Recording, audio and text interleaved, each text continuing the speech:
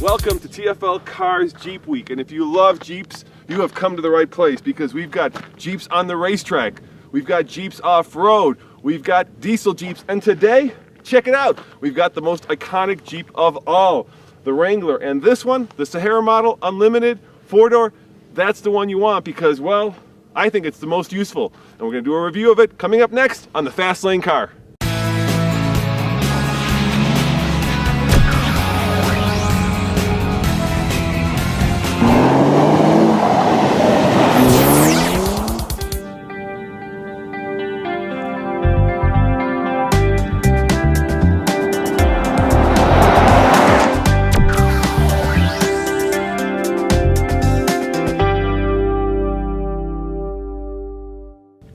Now, if you're expecting to go off-road, this is not the review for you. The fact is that the Wrangler has become, well, a 4-door station wagon, and today we're going to focus on the way that most people use these cars, which is on the road. So see this lever right here?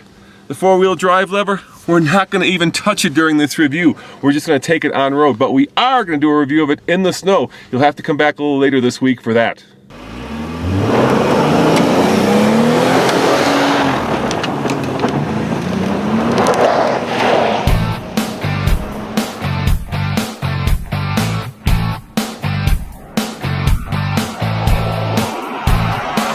If you count, there are 7 slots in here and 2 round headlights. That is the iconic look of the Wrangler.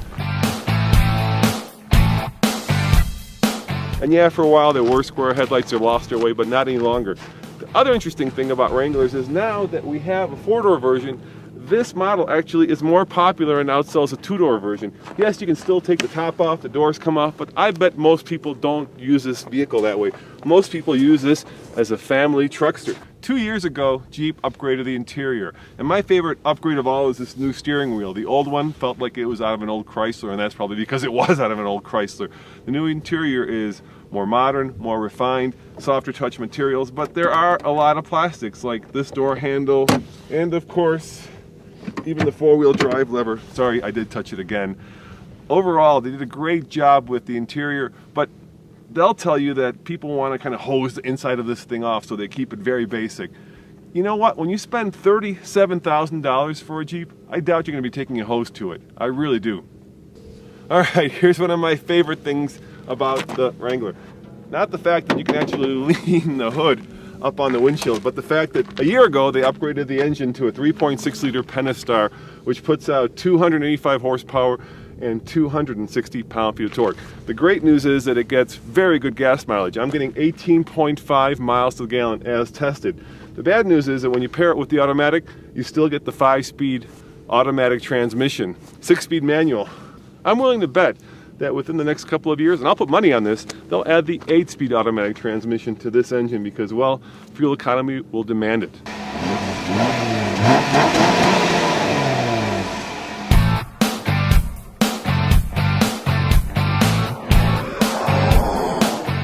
Alright, I have to admit, I like the key. I've been driving nothing but push-button cars, and it's refreshing just to be able to put a key in the keyhole, turn it, and start the car up. You know, for decades that's worked, and I can see why. So, 0 to 60 at a mile above sea level in the Wrangler will go under 10 seconds. Remember, less air up here, so cars, especially without turbochargers, are slower. Solo DL is set up. There is no sport mode. Just put it in D. I'm going to load up just a little bit on the torque and let it go.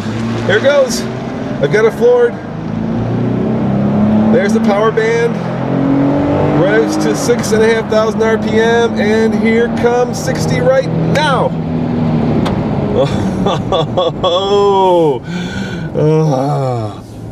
10.33 seconds to 60, which, you know, for a car that can tackle anything you're going to throw at it is not bad. Obviously, this is not a Sportster. It's not meant to be fast. It's just meant to be able to keep up with traffic. And here in Colorado, that is more than enough power to keep up with traffic.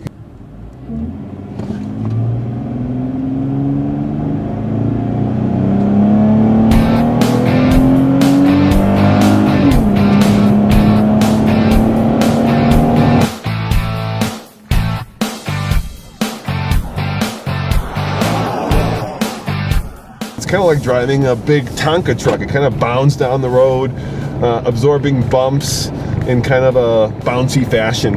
If you're looking for a car to carve canyons, this is not it.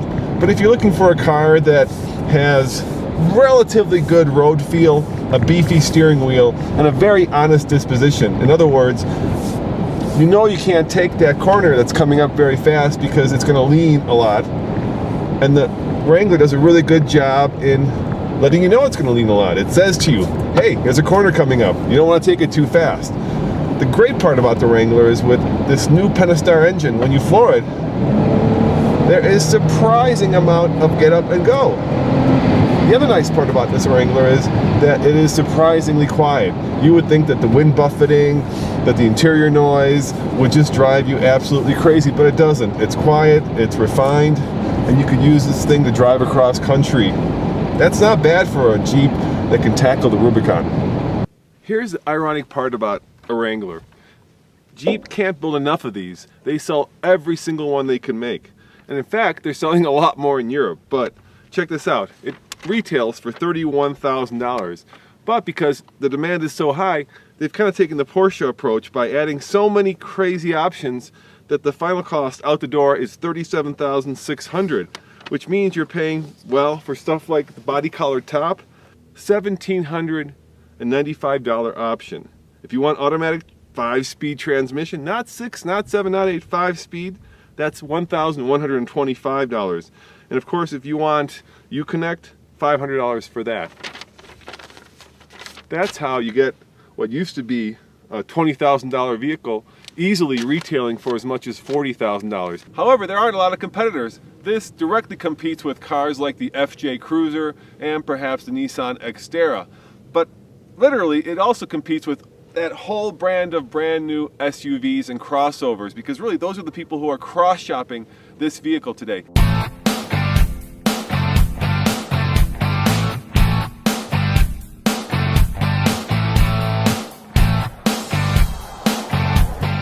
All right, just a quick word about fuel economy.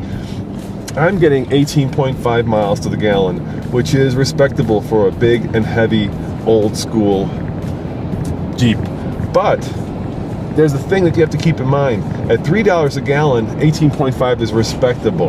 At $4 a gallon, it becomes problematic. And at $5 a gallon, it becomes abysmal.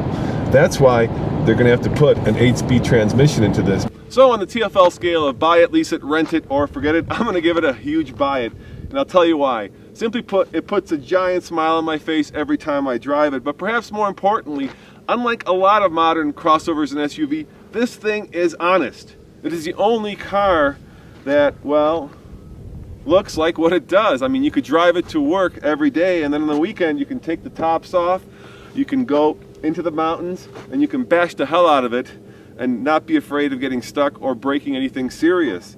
All the new crossovers and SUVs that have this sort of look are okay. I mean, they'll be fine in the snow, they'll get you to the ski area, but they will not, in any shape, way, or form, be able to go where this car can go. And if you're really about going off-road, there are very few cars, if any, that can match the traditional Wrangler. As always, this is Roman reporting for the Fastlane Car. Remember, come back, well, in just a few hours, where we're going to post another Jeep vehicle. And this one is special because we're going to be on a Formula One racetrack in a Jeep. See you next time.